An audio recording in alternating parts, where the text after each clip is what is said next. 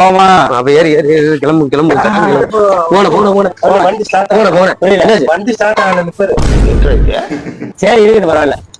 வண்டி எடுங்க ரிப்பேர்னா பிரச்சனை இல்லை. நான் போனேன் சட்டில் போனேன் வேலை இருக்கேன். என்னடா முட்டாத்தனமா பேசிக்கிட்டு இருக்க முட்டா பயல. எடுங்க அவ்வளவுதான். எடுங்க போவோம். என்ன குளிரு. ஏன் ஒரே குளிரா இருக்கு இந்த ஊர்ல மட்டும்? சரியான குளிரா இருக்கனே. சட்டு தானே வண்டி எடுங்க நானே. வண்டி எடுங்க. சட்டி கோச்சுக்காம எடுங்கண்ணே. என்ன போயிங்க இல்ல